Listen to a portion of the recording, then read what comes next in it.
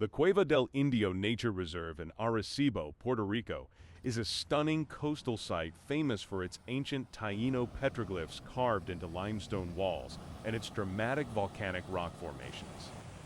Discover indigenous carvings dating back to the pre-Columbian era inside the main cave.